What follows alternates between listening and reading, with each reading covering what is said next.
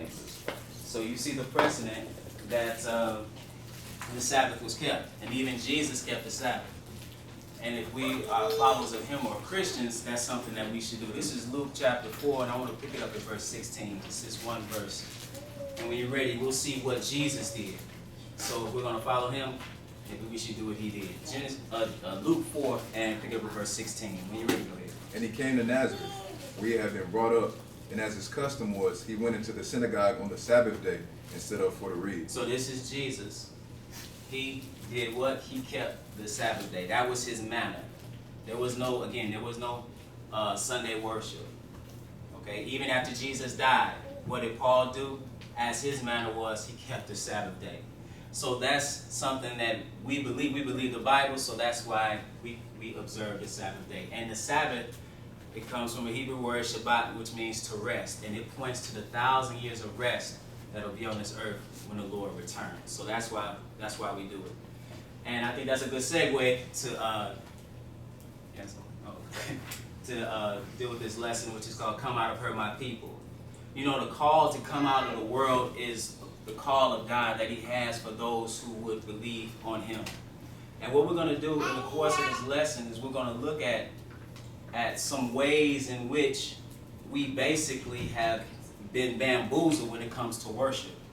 We've been told a lot of things that are simply not biblical. Yes? Okay. Thank you. I appreciate it. That's my son trying to help me out. So let's go to the Gospel according to John chapter 4. Okay, Gospel according to John chapter 4. Because we came into, probably from our parents and grandparents, a lot of different types of worship. Maybe we were Baptist. I grew up Baptist. Both my grandparents actually started churches on both sides of my family. And it wasn't until I was an adult that I realized that what I had been taught simply was not biblical. Okay? I just inherited something and I never tried it. I never tested it. I never saw if what they were telling me was in the Bible. But when I was an adult and I looked, I found out that it wasn't. So then the question becomes, what of my worship? What was I doing? And is that acceptable before God? Here our Messiah, the Christ, tells us something about worshiping God. This is John, the 4th chapter. And let's pick it up at verse 24. When you're ready, you can go ahead and read. God is a spirit, and they that worship him must worship him in spirit and in truth. See, God is a spirit, and they that worship him must worship him in spirit and in truth. You can't simply just worship him according to something that is not true. You can't worship him according to some lies that somebody told you. So the question is, what is true? Let's go to Psalms. I don't know if you looked at the paper, it's a lot of reading. We like to read it to you because we feel that the authority is in the Word of God, and the Word of God is paramount. This is Psalms 119th division. Psalms 119. This acoustic psalm written by David, and we'll pick it up in verse 142 to find out what truth is. Because if you want to worship God, it has to be according to truth. So what is truth? Psalms 119 and 142. When you're ready, brother, go ahead. Thy righteousness is an everlasting righteousness. So here David tells us about God's righteousness. It is an everlasting, eternal righteousness. You read what it says that God cannot lie. Right? So it says, thy righteousness is an everlasting righteousness, and what? And thy law is the truth. And thy law is the truth. Well, what's his law? His law is Torah. Okay, you read that in the first 5 books. That's where we get, Torah means instruction. That's where we get the instruction on how we're to behave, what we should do, what we should not do. It even tells us what we should eat. Now I want to say this in the beginning, that alone doesn't justify you. You need to be justified through the sacrifice of Christ. That's that we need Christ, but we also have to be obedient. But so it says, thy righteousness is an everlasting righteousness, and thy law is the truth. That's what truth is. So if you want to worship him, you have to worship him according to what he told you to do. He told you to keep the Sabbath. He didn't tell you to keep Sunday. There's a lot of other things written in the law that he told us to do. But now let's skip down to verse 151. He says a similar thing here. When you're ready, go ahead. Thou art near, O Lord, and all thy commandments are the truth. You see what he said? So he said, Thou art near, O Lord, and all thy commandments are truth. So his law is the truth. His commandments are the truth. And that's what we worship him according to. What he told us to do. Now, let's go to Romans chapter 1.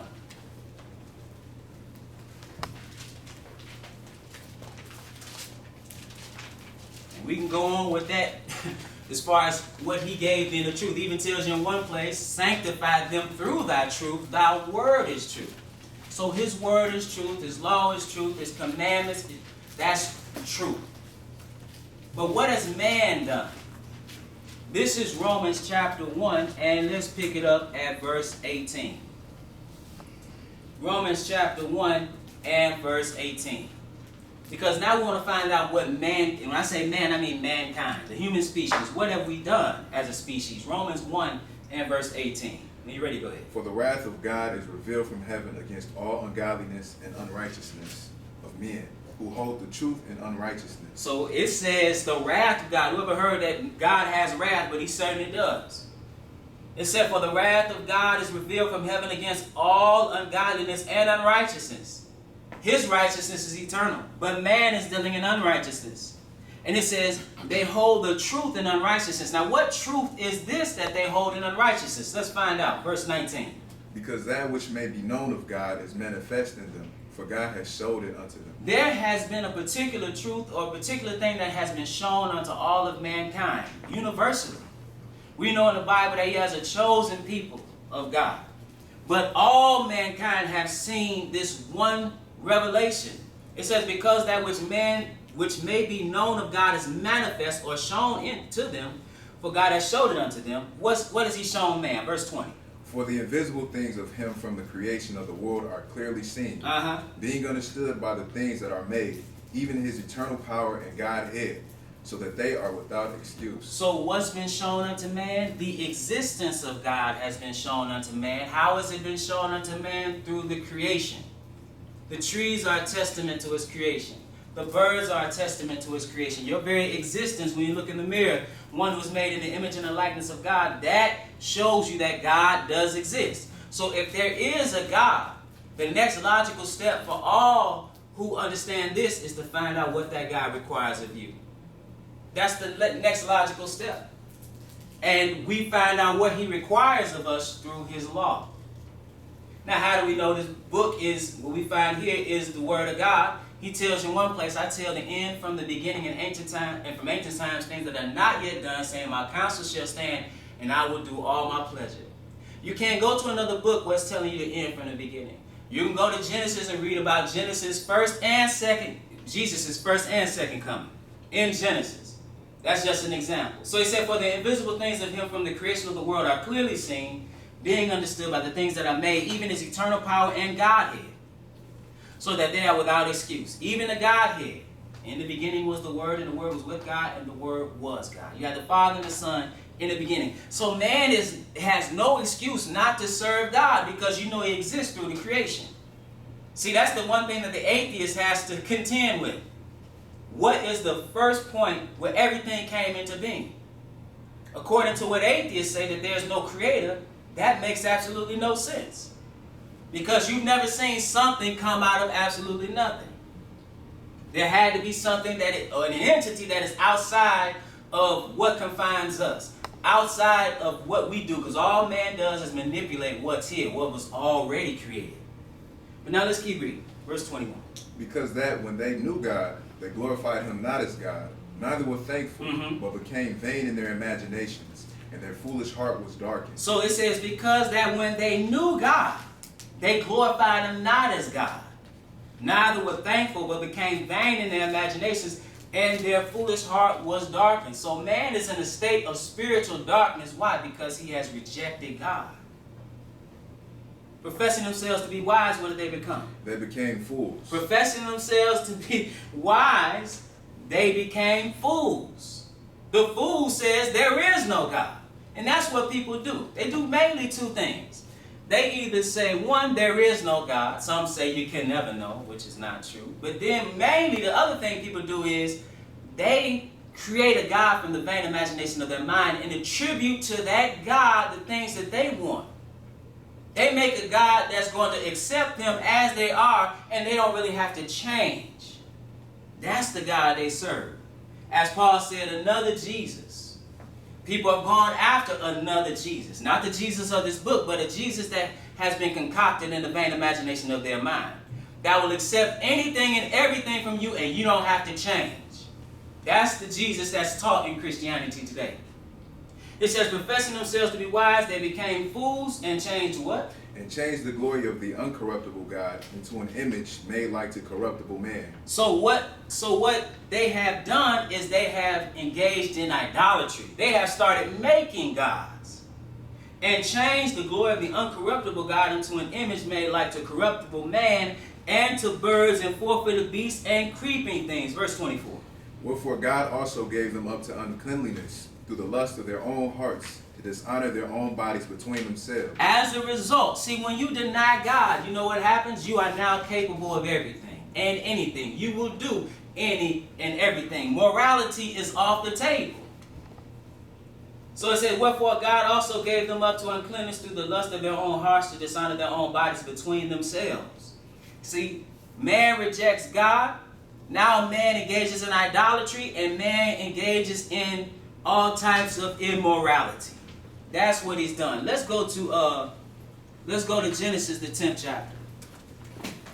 Because there was a time when you look at Adam and Eve, where the Lord was right on the scene, talking to God. Man is talking to God. God called Adam while he was in the garden. But when man sinned, one thing God did, he made a separation. And man has gotten farther and farther and farther away from God. And this man is in a consistent state of rebellion.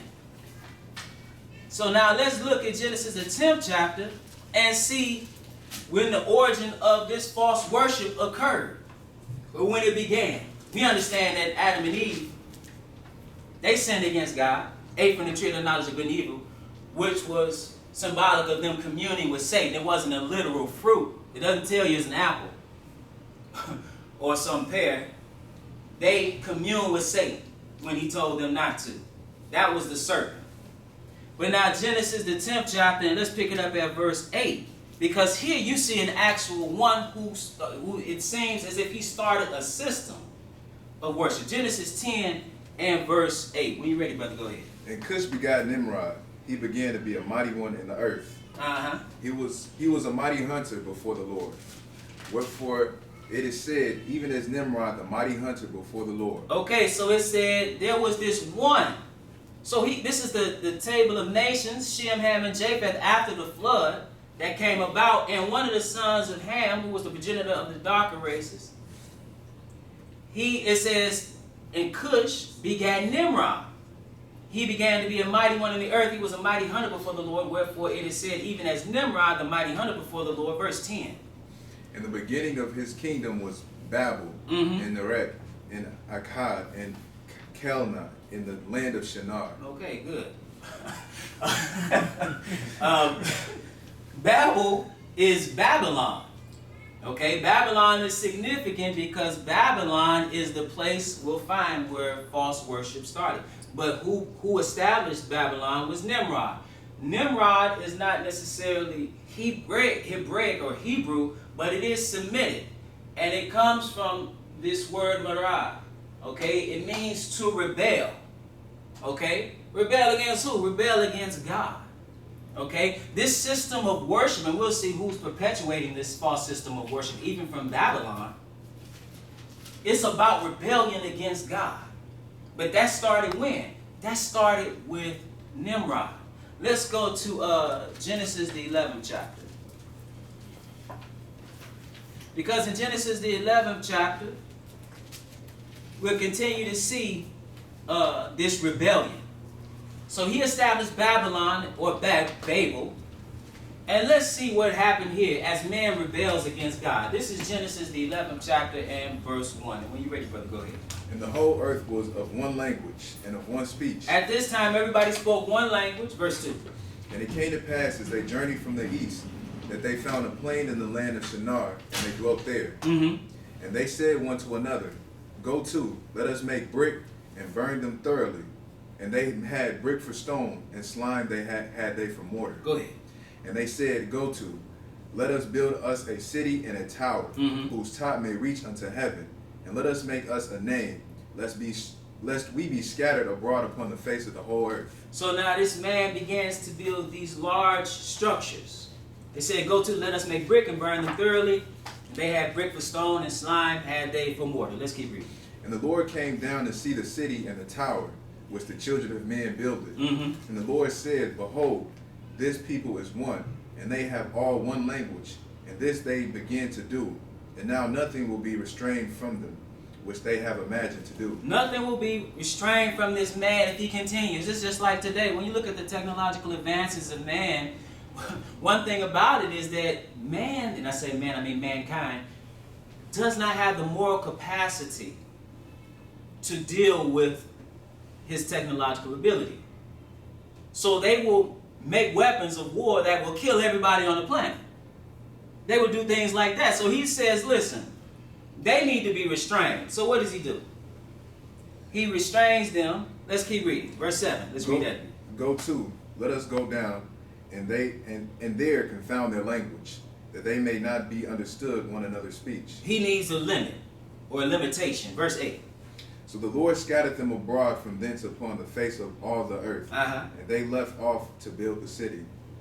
Go ahead. Therefore is the name of it called Babel, because the Lord did there confound the language of all the earth, and from thence did the Lord scatter them abroad upon the face of all the earth.